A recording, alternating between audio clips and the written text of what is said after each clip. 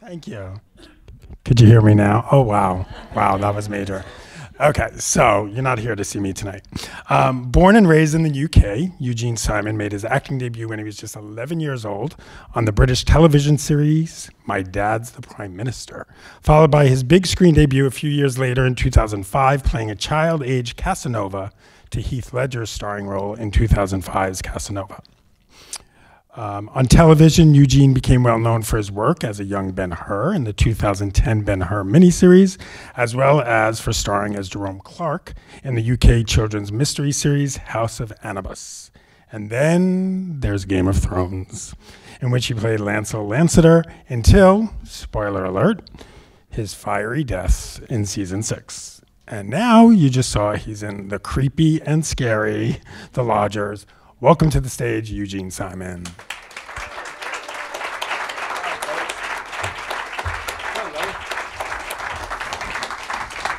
Hi, folks. Nice to see you. Did I get all the good credits? Yeah. Okay, I think good. you just about managed to get them all in there. Thank you. That was very kind of you. I want to know about My Dad's the Prime Minister.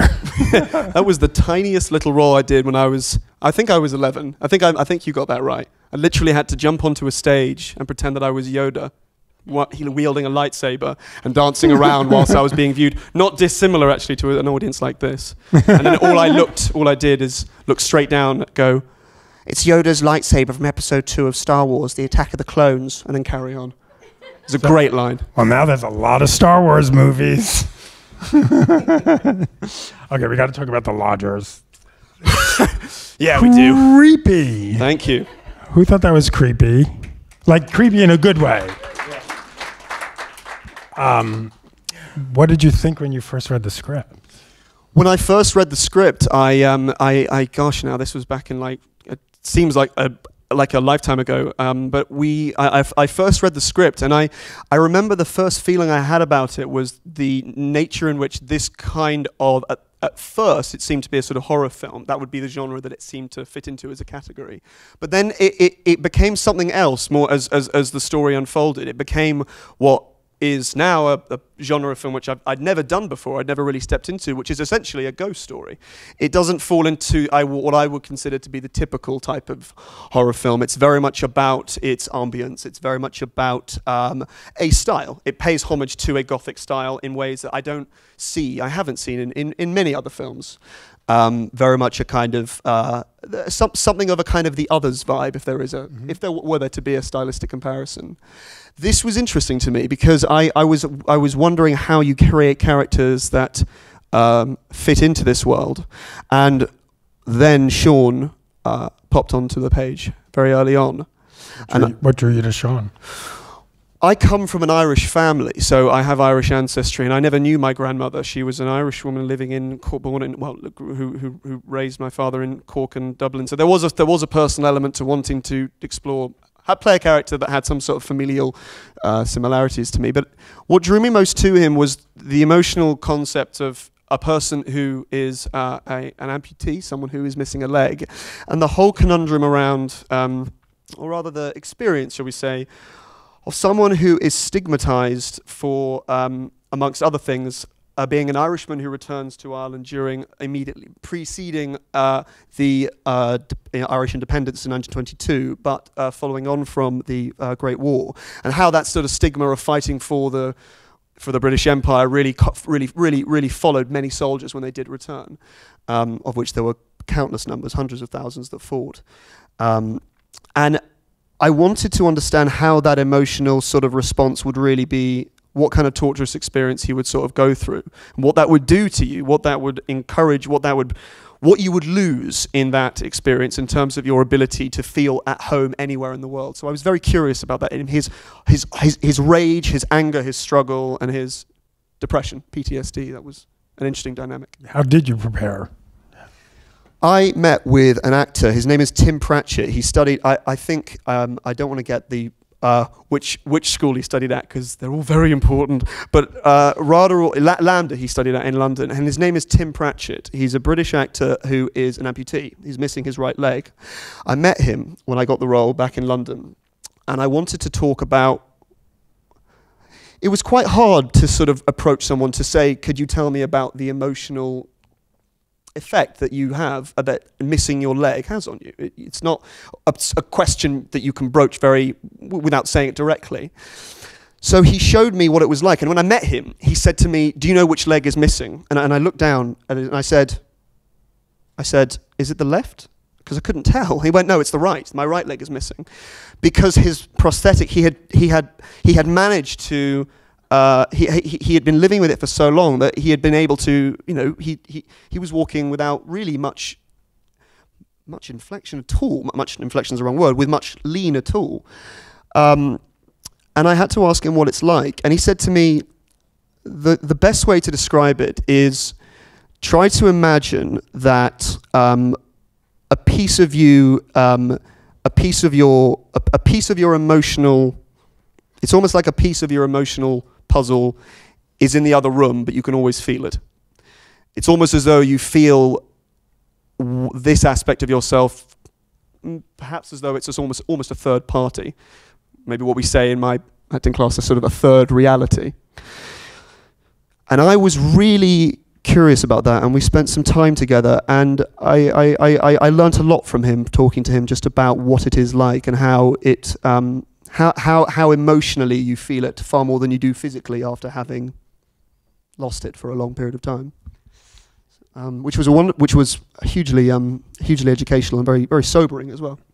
And the underwater scene, I have to say, kind of reminded me of Shape of Water. I have, you know. I haven't seen it yet. I'm dying to see it, and we'll try to. You're better looking than the Fish Man. I will say that. I mean, the Fish Man's pretty good looking, but you know.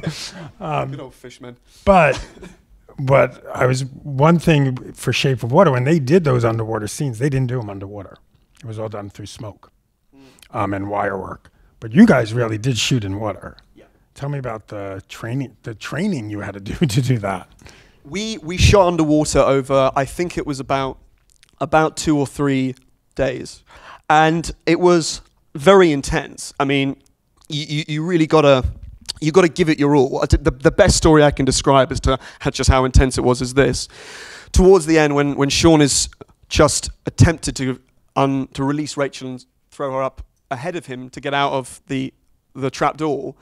The harness that they put on me, they essentially had a harness that went all the way around my body, and on my thighs there were 4 slots. There was 1, 2, 3, 4, and the lodgers would cling to me. So I essentially had to hold on to, I'm going to try to describe this, but there is a bar between 2 floating boats between me, and I had to hold on to that above the water. The camera is just below on a tripod looking down. So it's a real bit of kind of DIY, you know, filming kit. You know, they really did it so.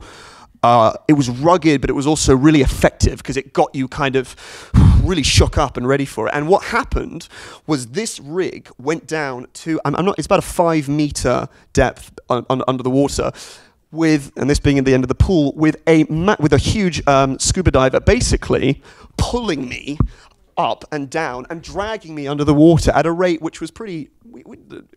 We were fine, but it was pretty intense. Okay, when you're doing that, right? Right. And all of a sudden you're like, you know what, I need some more breath here. Like, how do you tell them that if you're flailing? So this is the way in which it goes. 3, 2, 1.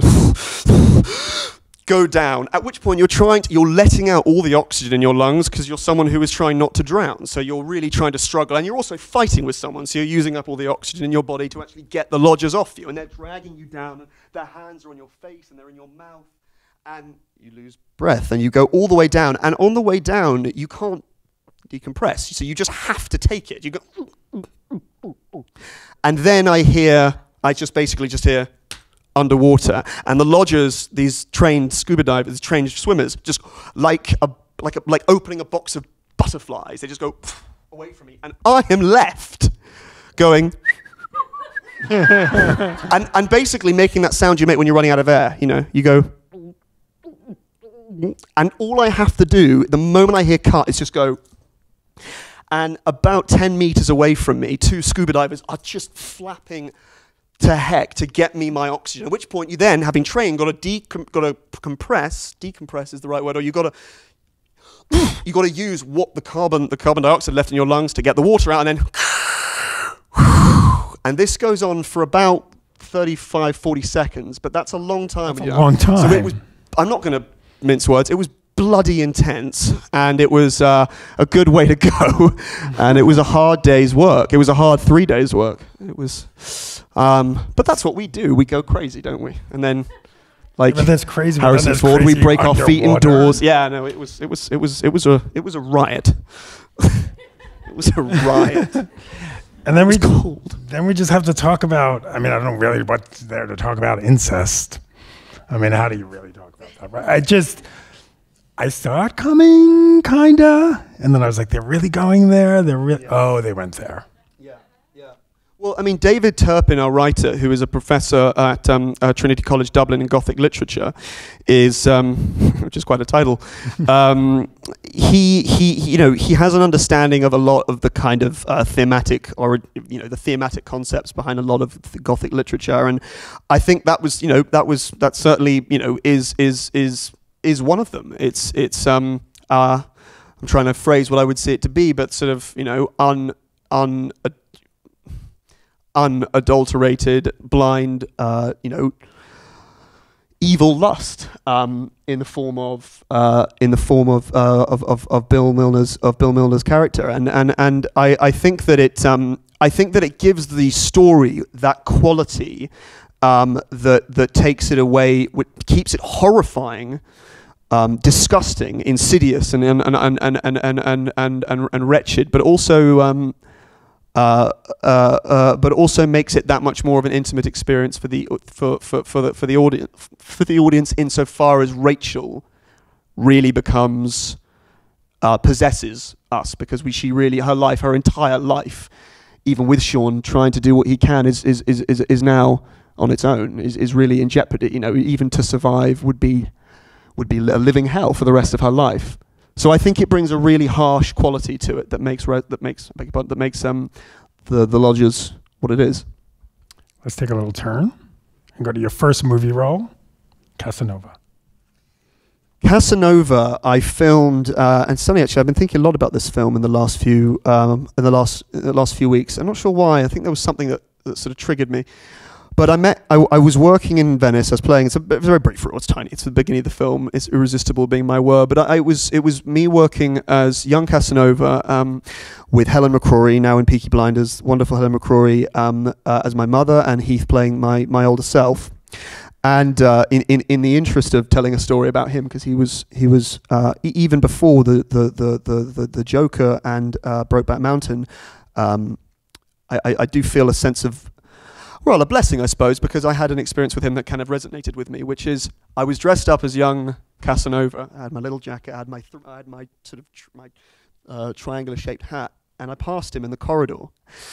And he was coming out. It was all confidence. He's just, incredibly confident, but this wonderfully kind of this depth of energy to him that I hadn't seen in another guy before.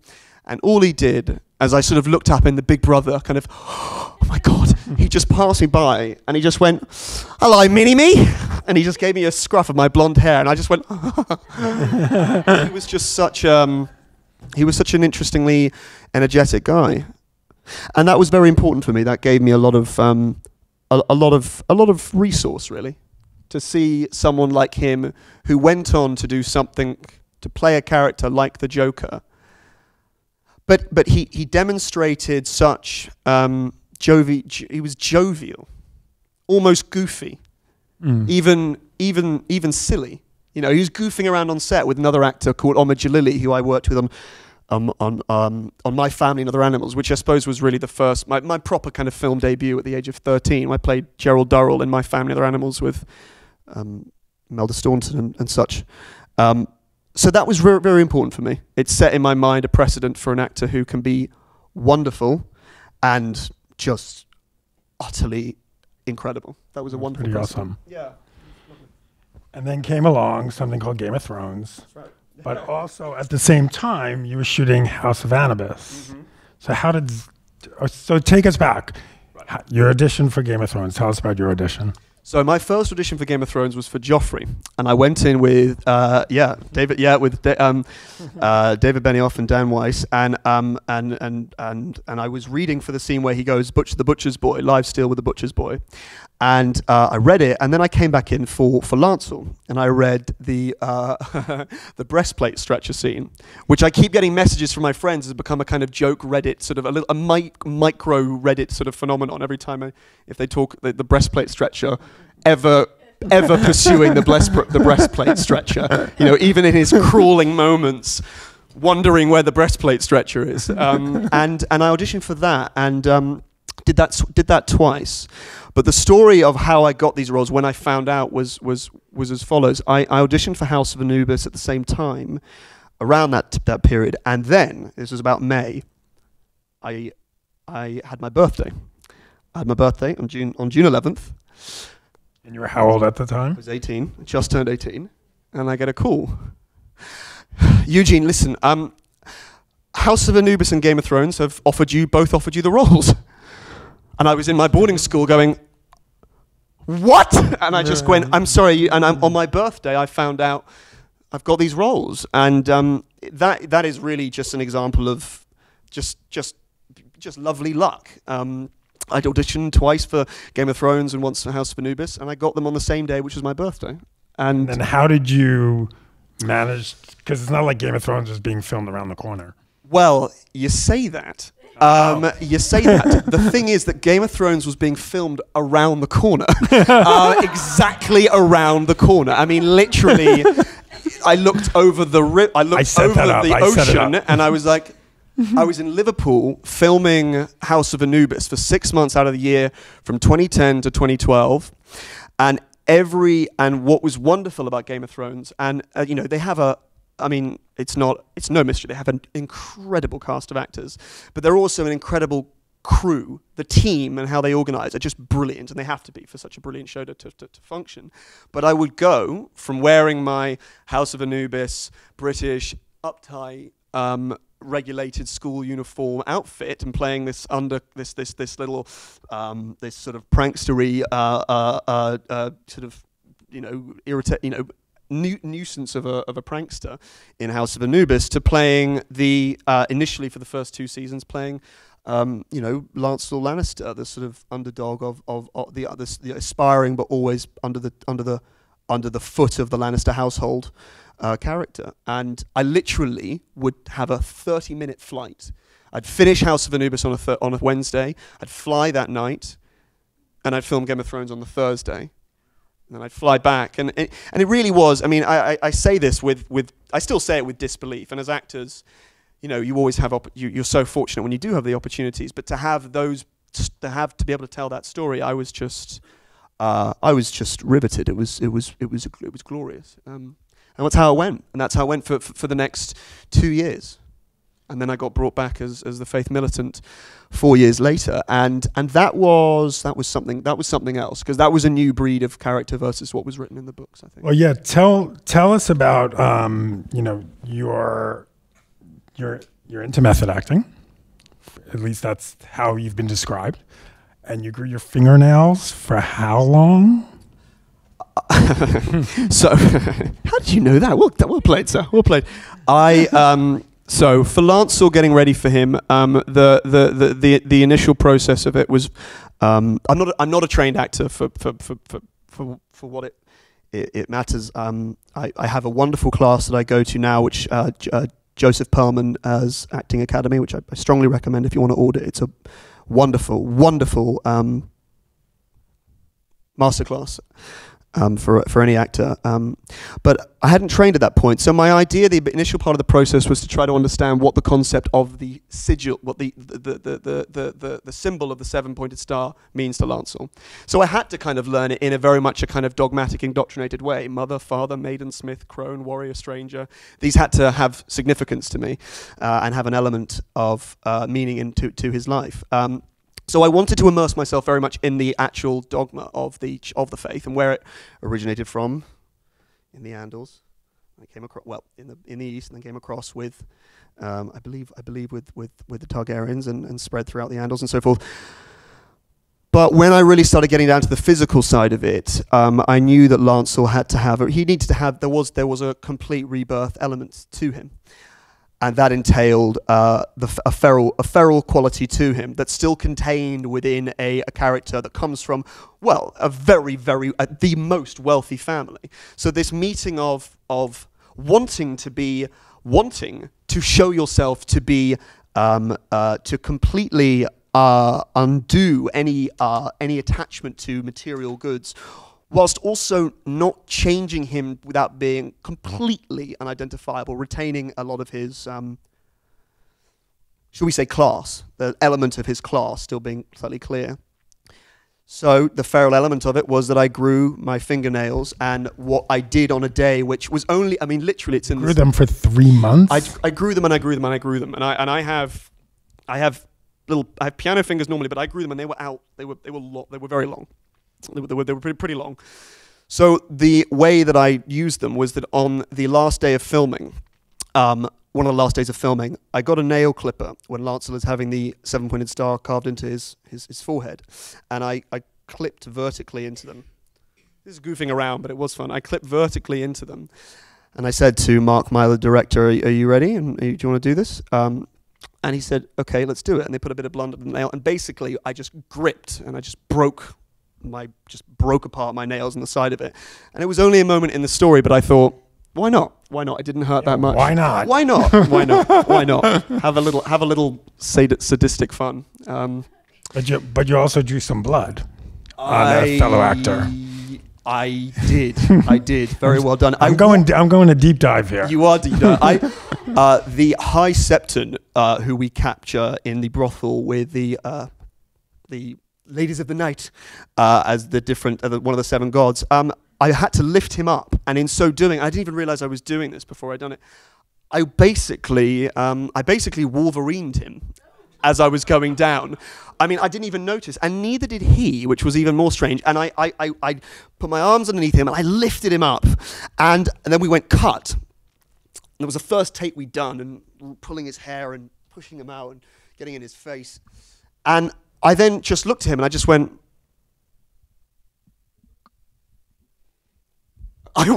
"Who's done this?" And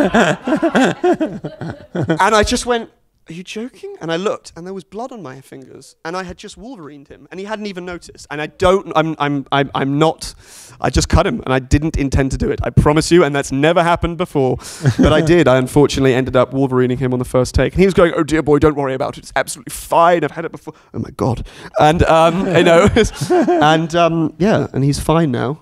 But if you're watching this, Paul, I really am sorry, Paul Bentley. It was an honest mistake.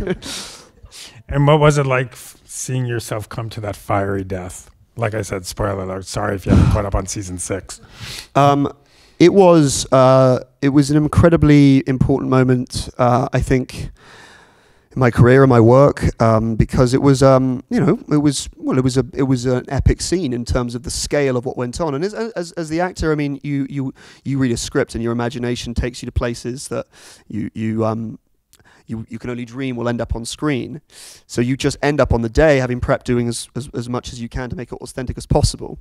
So on the day, the corridor that we filmed the scene when Lancel's dragging his soon to be vaporized self along the floor, there's no CGI in that. That is as long as it looks. That's a catacomb beneath one of the castles in Belfast that is hundreds of meters long, and there's huge herd, colony, school, pod of bats at the end of it. So I was covered in bat shit.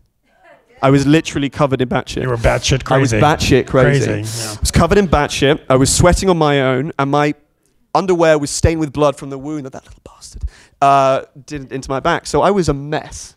But the only thing that I could do was just use as much of that grime. And so all of the kind of just the I didn't spare any physical expense on it. I if that's the right phrase, I don't think it is. But I just was crawling myself along the floor as intensely as it looked. It was really, really intense. Dragging your own body weight when you're wet, covered in dirt and mud was pretty. And batshit. Batshit. And then my eyebrows got burnt off.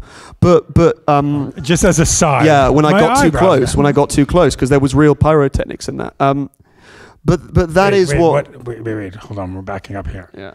So your eyebrows catch on fire.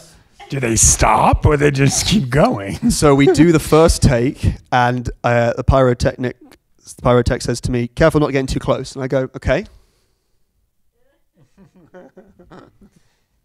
And I get too close.